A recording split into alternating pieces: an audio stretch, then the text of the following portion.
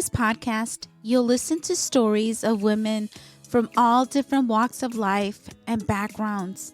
You'll hear stories of painful pasts and how women have overcome by putting their hope in Jesus Christ. Friends, I want to encourage you to listen to this podcast. Her Scars Tell a Story, a safe space for women coming together to share their stories and their hearts. I pray that you would be inspired, encouraged, and that your hope in Christ would be renewed. My name is Ann Calvillo, and I'm your host. Tune in to Her Scars Tell a Story podcast now.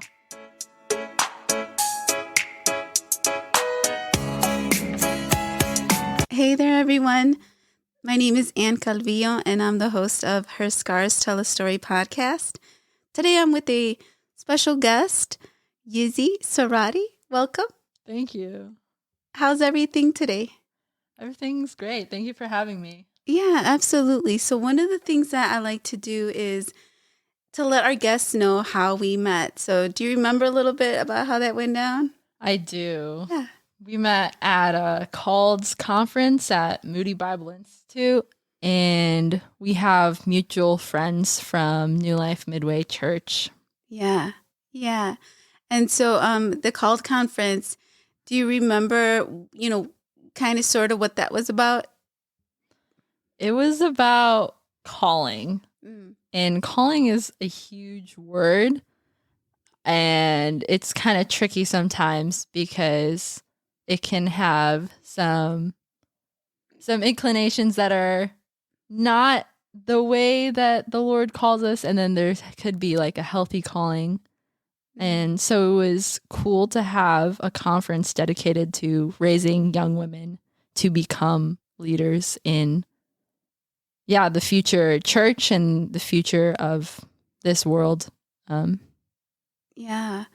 And so you said the word young woman, and I'm really grateful because a lot of the ladies that I interview, they're more seasoned women, mature women, right? We call them. Yes.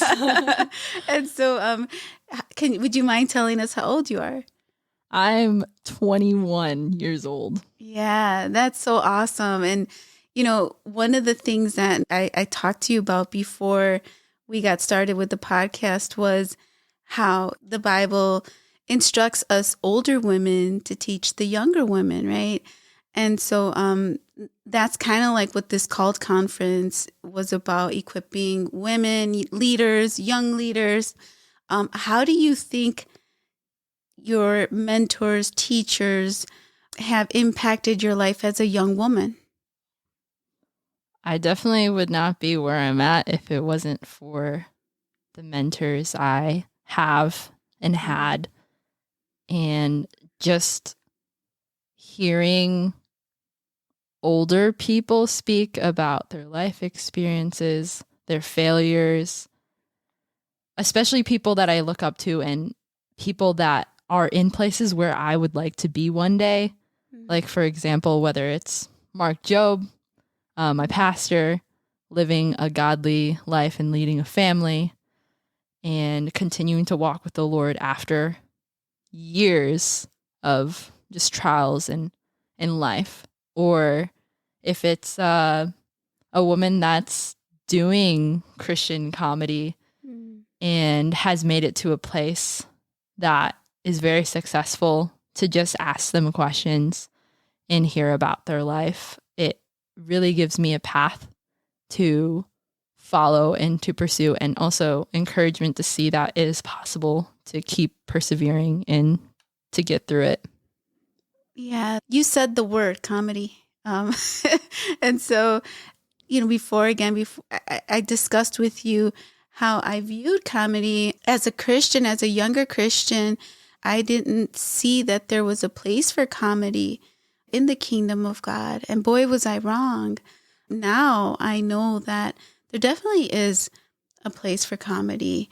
And I shared with you that my husband, he's just a natural funny guy. He's a funny guy and Jokester. He's a jokester.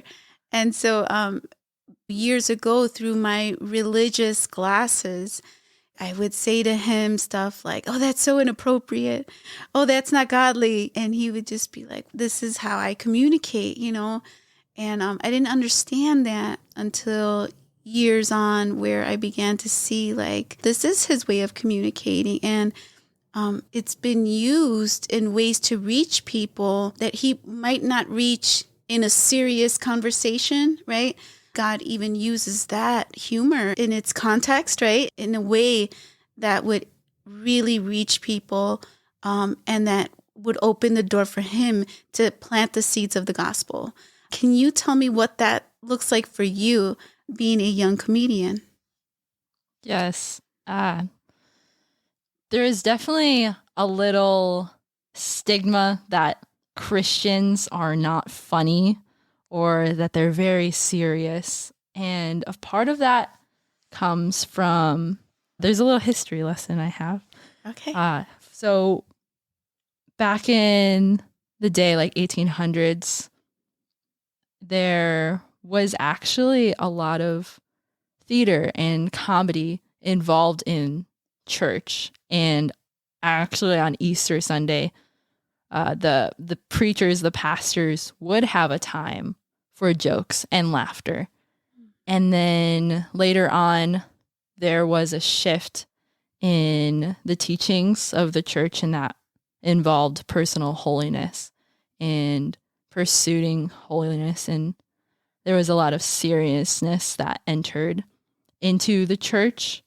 And so that kind of carried on with performance and just comedy in general, it being something that hush hush, we should shut it down and it's not appropriate. And that is not true. When we look at the Bible, there is proverbs that talk about laughter and joy being fruit for the bones and medicine to the soul. And there is a time to grieve when people are grieving, and there is a time to rejoice when people are rejoicing. But something that I've seen is that Jesus himself can be sarcastic sometimes, or he can be seen like it would be very, very hard to believe that while he was eating with his disciples or spending time with them, that he was just serious all the time. As humans, we have that natural just goofiness to us. Yeah. Something God had for us when he created the world was, yes, to work in the garden, and that was very good. To be fruitful and multiply, and that was very good. The most important thing, to have a relationship with him. Sometimes we forget so much about the last one, and that is to enjoy and to rest in his creation, and to enjoy his creation and what he has. And part of that is, yes, playing and having fun and finding the joys in life, finding what is meaningful. Part of what I see is that there is a lot of hard things that happen in the world. And there's a lot of expression through song, through poems, through storytelling or spoken word, and a lot of dramatic interpretations through art that just express the struggles and the hardships of life. And there is not a lot of lifting up after we hear those things, or lifting up in the middle of hardships. And so something that is very helpful is just being able to laugh, being able to find things to be thankful of, finding things to be joyful of, to forget about the pain that's currently going on, even if it's just for a moment. Because here on earth, we won't have eternal joy until we go into heaven. And then it won't just be a time to laugh, which is here on earth. It will be an eternity to laugh and be with God and to enjoy his presence. And so something that I can give as a comedian is that no matter who they are, Christian or not Christian, whatever their thoughts are about God. I just have a gift that I could give, and it might last even just a second, to just forget about the pain for a moment and to have a time that all these people in the room that are together, we could share that moment of enjoyment and laughing together. And we're all united in the same thought of just, ha, that was funny, or ha, I see what you did there, or let me chew on that for a while. If you didn't make me laugh, I would probably punch you in the face for saying that. Yeah. I'm the chewer. Yes. I have to chew on it because my husband and my son are so quick wit, and it's like it goes over my head, and I'm like, what? Like, never mind. You didn't get it. And then afterwards, I'm like, oh, okay. Like minutes later. Oh my goodness. You're the delayed laugher. The delayed one, for sure. But then I get it and I'm cracking up on myself. Then I'm on myself laughing. But So tell us a little bit now. What does comedy look like personally for you now? Yeah. So I didn't want to be a stand-up comedian. It wasn't the plan. It wasn't the dream. I started comedy 2 years ago, and that started with seeing a lot of artists that are Christian, just creating beautiful, wonderful things. But again, just looking at it, wow, there's a lot of the same patterns, the same themes, kind of depressing, kind of just really heavy topics and things. But there wasn't a lot of comedy. There wasn't a lot of fun things that, like, I personally am more drawn towards watching those types of things. Like, I love watching comedy. I never thought of myself as being the comedian. I'm a creative soul and spirit, and I've done plays, I've done public speaking in the past, but those were mostly scripts and things I would memorize, and I would just do them. And so there wasn't a lot of original writing of jokes and that jazz, and seeing myself as a funny person, there wasn't any of that. But I just saw the little niche of, what about comedy in the Christian world? Or what about comedy that just is Christ-like? What does it look like to have Christ-like humor? And that is something I've just been seeking and learning about, and I will continue to learn about through my life. But there's a lot of humor that is being displayed that pushes people down. And something that Jesus does not do is push people down. And so finding humor that lifts people up, and you're able to do impressions, you're able to make fun of people, but are you doing it in a way that's making fun of them or adding to that stereotype that's really pushing them down? And something I want to find is humor that is able to poke fun at things, but not degrade them, but pull them up, and being able to recognize the beauty in those things. Displaying humor that doesn't gratify language like swearing or just sexual things or drugs or abusive or addictive behaviors, and making them okay. A lot of comedians have points to make. And if I'm going to make a point, just simply just talking about things through the lens that, yes, I believe that the gospel is true. And so I believe in God. And so this is how I see the world, is just so different than most comics do. Being a Christian comedian is not just about the jokes that I stand up and do, but just the lifestyle I live. I have been able to receive opportunities to continue doing comedy. And this has been, it started just me making fun of Bible school at Moody Bible Institute and doing little events, doing little Bible frat dorm things. And then I got the opportunity to internship with a ministry called the Christian Comedy Network. And that really blew my mind that there were people already doing the thing that I thought I just found out, which is not true at all. But it is a group of comedians. The founder, Tony K, is a Christian, but he invites comedians that are not Christian, that are famous, like Tommy Davidson is one of the biggest people that have worked with us. And he makes a platform, which is usually churches, for comedians to perform, but he gives them the platform and he says, anyone could come, from kids to adults, and you can't swear, you must tell stories that are according to this standard, but it's able to invite people within the church to be entertained, but there's no pressure to go to church or to be a Christian.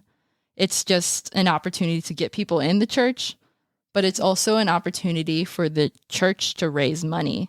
So depending on how many tickets are sold, that's how much money the church is able to raise. But also Christians are able to get entertained as well. Yeah. And at a decent price and in a Christ-like way.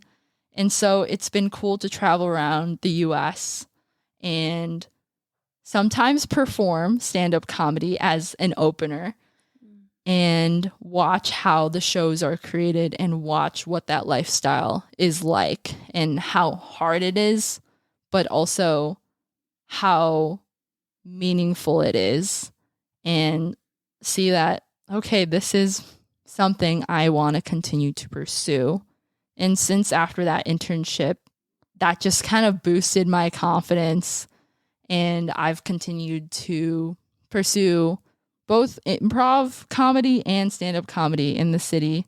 I take classes at Second City in Chicago, and that's one of the biggest comedy shows in the world. A lot of SNL people started there. And there's other schools like the IO Theater and the Annoyance.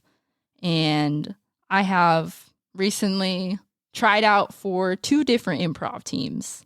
And I am now performing regularly at the Annoyance Theater Girl Party. Wow. And I am also now on the team at the IO Theater. And I want to continue to join improv troupes and perform regularly. But it's just been really cool to see how being a funny person, but also being a person that wants to love people well. And because of being a Christian, like you have to love people well. You have to love God and love people well. But seeing the entertainment world, you will get so far by just being friends with people, by people liking you. And a lot of it is networking and being able to know the right people. And so if you have that and you have the skill, like everything's going for you. But the environment that I'm in off the stage is a lot of comedians, although they can make people laugh, there are some probably the most depressed, sad people. And that is probably because they use comedy, they use laughing to cope with life. And so something I have seen is I'm surrounded by people that are living lifestyles that they were raised in a Christian home, but now they're running away from God because their parents were very hard on them, or they just felt like they weren't being understood because they feel they're just not understood. Like they're LGBTQ plus, they're going by different pronouns, they're transgendering, and they're going to drugs and alcohol. A lot of my friends in the comedy world, they use some type of substance to feel that energy, that high again, so they have a good performance. And so something I have been able to showcase is that, hi, I'm a Bible student at the Moody Bible Institute, and I'm in the midst of this, and I don't drink, and I don't do drugs, and I don't swear, and it's just been strange for a person like me to be able to get along well with these people and to not have a cringy sense of humor, but to be kind of like blend in, but also not at the same time. I am set apart. I am different. But being amidst these broken, sad people that, oh man, they struggle through so much. They go through so many hard things. Some of them have mental illnesses. It's just been really cool to be in the midst of this really dark place that if I didn't have this talent in comedy and this passion and this drive to just pursue this craft, I probably would never run into these people. And there's not a lot of Christians that see the entertainment world as an area that needs ministering to. Yeah. And then also, one of the biggest things in the world right now is media and is entertainment. People want to be entertained every single second. And so something we should do as Christians is gather all the creative people, train them well to make quality entertainment so that when we go to entertainment, Christian entertainment is up there. And it's not like, oh, I'm a Christian, so I guess I should choose the pure flicks, the cringy created. No, let's not make it cringy. Let's make it something that we actually want to watch and that people that are not Christians want to watch as well. And that is just something I've just been seeing as like, why comedy? And as a Christian. Yes. Yzzy, you touched on so many good points. One of the things I wanted to expand on is just this whole idea of entertainment, right? It's out there and our kids are being entertained. We are being entertained. But like you said, it doesn't have to be cringy. It doesn't have to be boring, right? We can have some good laughters and good fun, right? Without falling into sin. I'm a parent, so that's one of the things that I really look out for. When we think about entertainment, it's everywhere. What you proposed was this vision of if the people in the entertainment industry and Christians, right, were to use their craft to bless people and glorify God in the midst of that, how much more could we reach people? How much more could we show them the love of God? How much more could entertainment be used as a tool, right, to glorify God versus us kind of just staying away from it. In general, there's people who don't turn on their TV. I'm not a TV person. I will watch The Chosen sometimes. And one of the things I love about The Chosen is the humor. Wow, I love the humor. I love the seriousness of it. But when they're having fun together, when the disciples are having fun with Jesus, I enjoy that. Like you mentioned that. I enjoy that. And it does something. Laughter does something to your brain and to your physical body. It like you said, it lifts you up. So you can be watching this intense scene, and then a few scenes later, there's this joke or something funny happens, and you go from this really intense, heavy scene to like laughing, and it just feels good. It feels uplifting. So I get you when you say that. And so right now, on the path that you're on, where you're at, I know you're in the early stages of your comedian journey, right? You're in the early stages of it. What have been some of the tests, the challenges, maybe personally, that you've experienced so far? Some challenges have been encountering people in my life, friends or teachers or loved ones or just people that I I'm just observing that are just funny, just naturally funny. They're out there joking. They just say one word.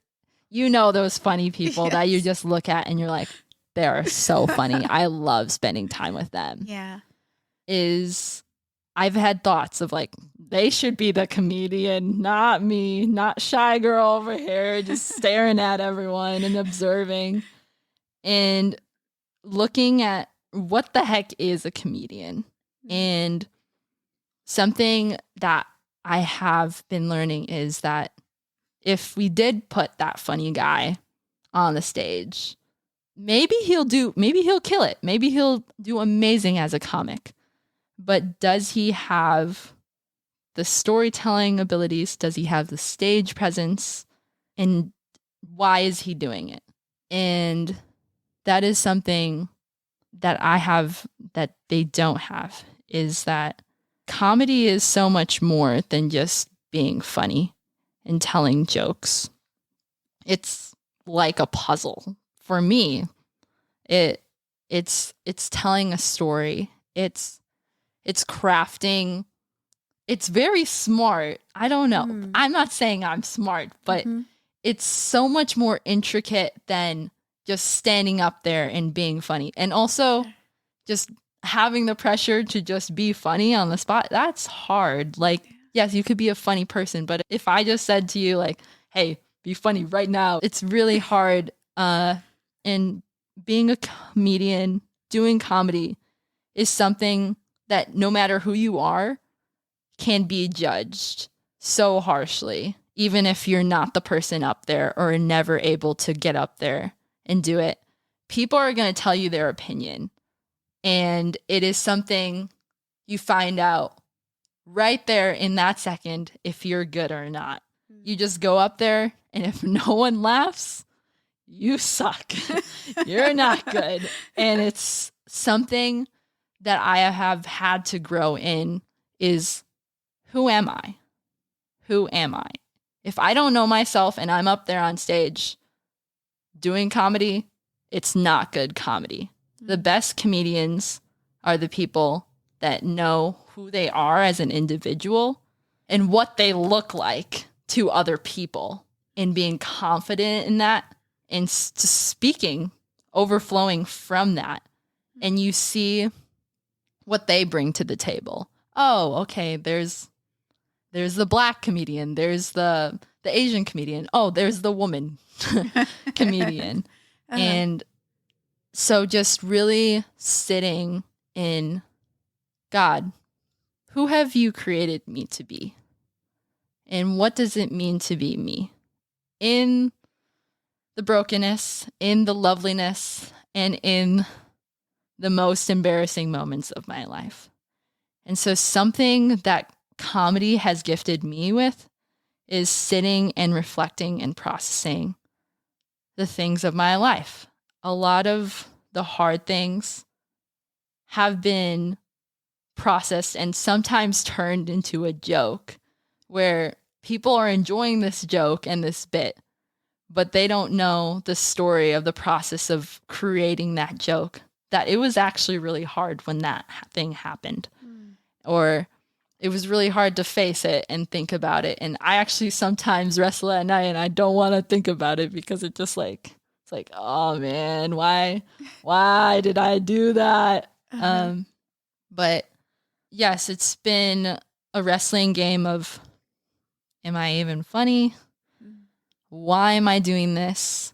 And so in the midst of hardships, when people are heckling you, I was saying like, oh, that was a bad joke, boo, or just being very rude, or walking out of the show, or just giving you the stink eye, to really be strongly confident that, yeah, I remember last week I killed it. I know I'm funny. Just, it's okay that this time around I was testing out material, or it was the wrong crowd. I didn't read the room well enough. And I'll come back with a different joke later, or I won't have that chance. And so I know I'm funny, but it just wasn't today. And so being okay with rejection and being confident in who you are is something that makes this world very difficult. Another hardship, there's so many. Well, I come from a family of, oh man, so my mom is Filipino, medical field all the way. My dad is Mexican, and he is a tradesman. So he works with his hands. He was also an athlete, all into the sports. And then there's me. I want to be an artist. Like that. They have no idea anything about the creative world or what it means to do theater or do comedy. It's just something they watch on TV after work or to just spend time with family watching movies or watching a comedy special. It was never something that my parents put on me to pursue. They never enrolled me in theater programs or classes. It was just something I just personally was drawn to. I watched The Wiggles and Shirley Temple growing up. I would sing in front of my grandparents just for fun. But it wasn't something on their radar that they tried to make me become or they wanted me to become. I remember my mom still tries to convince me to become a nurse. But I remember being in high school and trying theater for the first time and being like, I think I want to become an actress, and telling my mom that. And my mom just highly discouraged it, said it doesn't make any money and it's not reliable and it's very hard and there's no way that could ever be possible for you. And my dad, again, he's very man. Like he doesn't really tell you I love you or affirm you. Plays are not his thing. He doesn't like to watch those things. And so I remember being a part of the speech team in high school, and every Saturday we would wear suits and give speeches for fun and would compete for medals. And I remember just coming home one day and being like, Dad, like I won 4th place and I'm so excited about this public speaking thing. And my dad told me, yeah, you're wasting your life. What's the point of that? And it was just kind of like, oh, well, I'm on my own right now with being understood in this capacity of wanting to do creative things. And so something I poured a lot into was like my friends who understood the love for that craft and just continuing to do it even though my parents didn't understand. And so when I became a Christian, I had a lot of questions about, do I keep this artistic part of myself or do I shove it down? It's something I surrender and give up because now I'm a Christian and that's a no-no anymore. There were some things I needed to recognize. I was pursuing a lot of my, where I got my worth, where I got my attention, where I got my love. And I took all the glory when I would do well on stage and I would perform. And that is something that is not Christ-like and had to go away. And so it took some time for me to, okay, I shouldn't be performing anymore because it's something I am using as an idol. It's something that I'm finding my worth in that is not from God. And going to Moody Bible Institute, being a communications major, was something that very much opened my eyes to why is it meaningful to be a creator as a Christian. And that is crazy to think. God, what? He was a creator? He was a creative? Of course. Yes, he created this world. And just how he took his time to just intricately make little things. Like have you looked at a leaf and just seen how many different veins and colors, and there's so many different types of leaves. And then even more so, he created humans in his own image, and how much more creative will his children be if they are created in his image? And it's like, little hymns, like little me's. And I just love that I am able to show a little part of who God is because he is creative and he is funny and he is a God that wants us to have joy, wants us to enjoy life in the midst of the pain that he uses to make us more Christ-like. Yeah. And so I just love being able to be a little light, a little glorifier of who our Father in heaven is. And so coming back to share that, hey, Mom and Dad, I think God is calling me to be a Christian comedian, and them reacting of just like, I don't really understand, you know, I don't think you will make money. It is something hard to hear, but then a lot of people that follow the Lord, like it shouldn't be about the money. It shouldn't be about the fear of what others think about you. It shouldn't be about the fear of failing. It should be, okay, God called me here and I have no trust in anything, but I have trust in God, and I'll take this step by step. And it might just be that for this season, yes, it's pursuing comedy and the Lord will lead me somewhere else. And I'm ready with open arms with this dream, for wherever God takes it. But that has been very hard to trust that was God's voice that I continue to hear. And it's not just God's voice that affirms, it's God using other people to affirm in me, to pray for me. It's open doors. It's the Bible verses of reading, discovering that there is joy, that there is laughter in the Bible, and just reflecting on the past of experiences that I didn't know that they were preparing me for a specific day, or for me to step on stage and tell this story that was crafting me to become a comedian. Like, that really affirm, wow, this is the path that I'm on, and I'm going to keep going until the Lord tells me not to, or the Lord puts me in a spot that just shows exactly what he's been talking to me about. And so a lot of it is trusting God, and trusting God is hard. Yeah, I think when you say trusting God, we can trust him as much as we know him.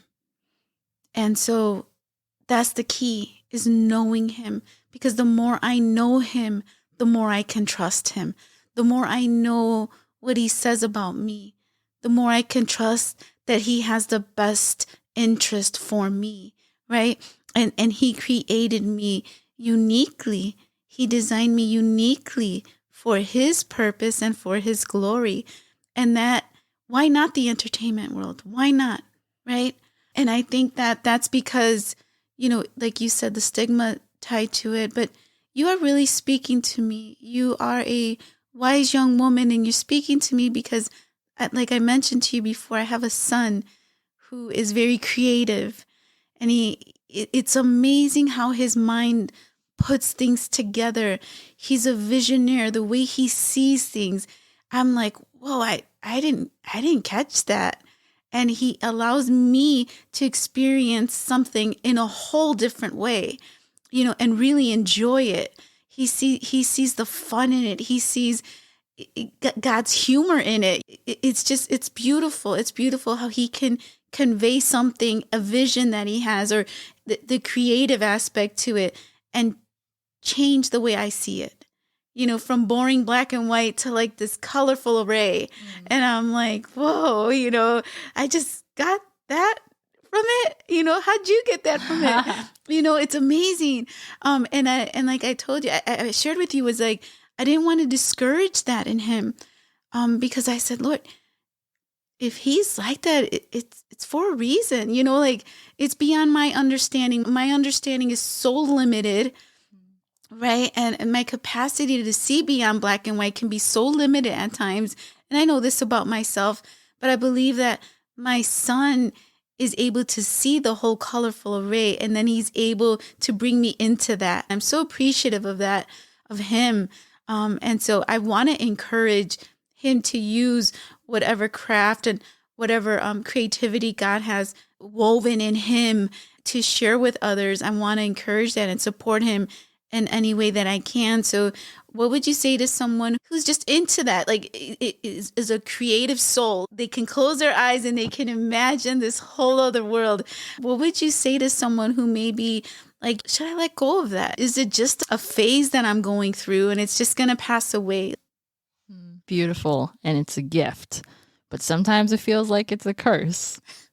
I sometimes think to myself, why can't I just be normal? Why can't I just like wake up in the morning and dream about, yes, I want to be a doctor. That's like straightforward. And like, or I want to be a mom. And it's just, I wouldn't have to have dreams or visions or ideas and imagination.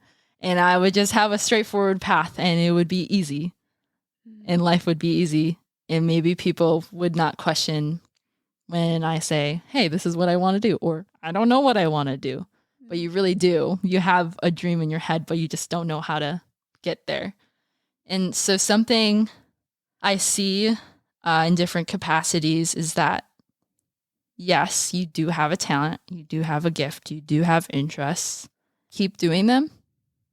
It doesn't mean that you're going to become, like, let's say if you love acting, it doesn't mean that what the Lord has for you is to become a Christian actor.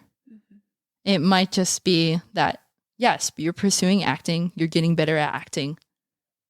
But that, what God's planned for you with that, you don't understand in that moment. But if it is to pursue acting in that moment, you never know what that will lead to next or what God is doing in that moment.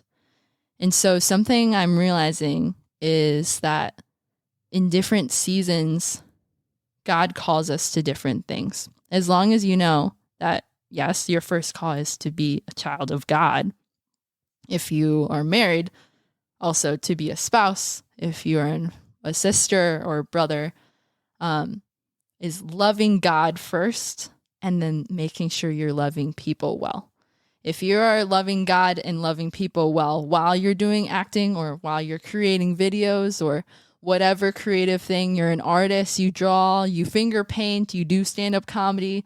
I don't know. There's so many different creative things to do if you're loving God first and loving others. Yes, and you're doing that with whatever you're doing, like, yes, keep doing that. But it doesn't mean like inside because of what you're passionate about. Whatever you're passionate about does not mean what you're called to. A calling is something from the outside that reaches out to you and pulls you in. It's not something internal that just like pops out of you. So I would say there is a reason why you have that imagination, that creative things, and it's not a bad thing. Do not be afraid of it. Continue to use it to express yourself, to discover who God created you to be. Use it to describe to people stories about your day or just your life, or to make analogies to what God is doing in your life. Use it to express. Keep creating. Keep using it to enjoy life. Keep using it to cope with life, to process life. And you never know who else will be able to benefit from that.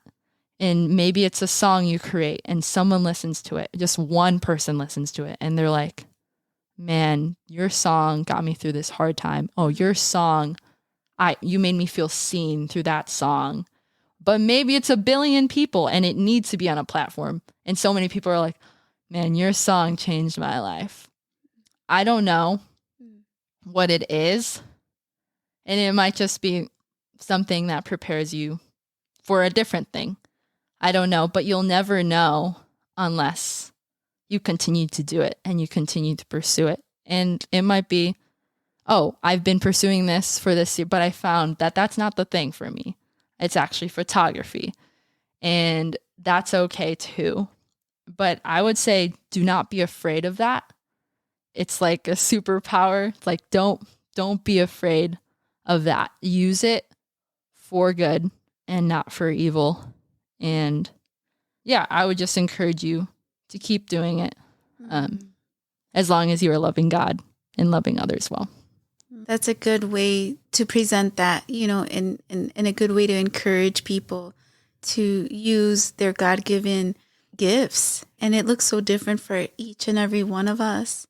I wanted to ask you, beside comedy, I know you mentioned Moody Bible Institute. What is your major there? Or like, what are you going to school for? Yes, I came to Moody because I recently became a Christian my senior year of high school. No idea what I wanted to do with my life, but I knew before I did anything with my life, I wanted to have a firm foundation in my faith and to stay a Christian and to experience what Christian community was like. And Moody had all those things.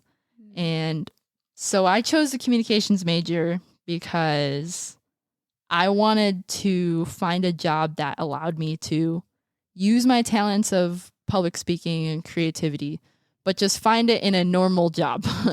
And yeah, I did not find a normal job, but it gave me confidence that after I graduate, like, even though I'm getting all these like great things and experiences, I would have a degree, but also I would be able to step in the world and have a firm doctrine in what I believe in and be able to just express my faith and live a Christian life very confidently and on a solid ground. And I'm not saying that you need to go to Bible school in order to get that.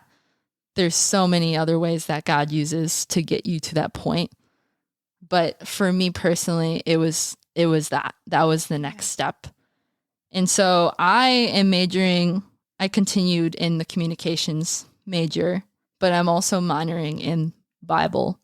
And so a lot of the classes I take are theological studies, like the Old Testament, New Testament, apologetics, how to defend your faith, how to read the Bible, how to study the Bible, how to preach the Bible, how to minister to people, how to love people well, how to preach the gospel to different nations, so many different areas and topics that the professors specialize in. The professors very much care about you. And so, hey, if you're thinking about Bible school, go to Moody Bible Institute, or if you just have no idea what to do with your life, just come and see and test out a day one or experience Moody or visit. It has been a very good experience for me. But yes, in the communications program, it's very much, how do we bring Christianity and the gospel to media? How do we not be afraid of TikTok or the things that are coming so quickly into our hands and into our culture? How do we jump on that as Christians and create quality things for people to chew on and to watch and to be entertained with?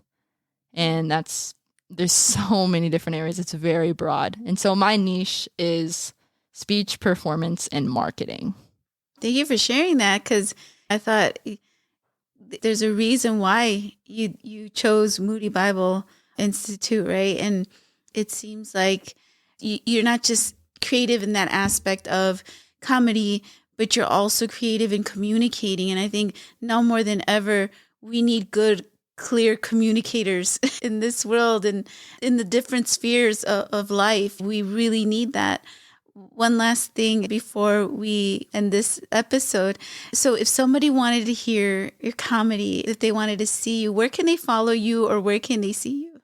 Yes. Follow me on Instagram at ZarateKid1.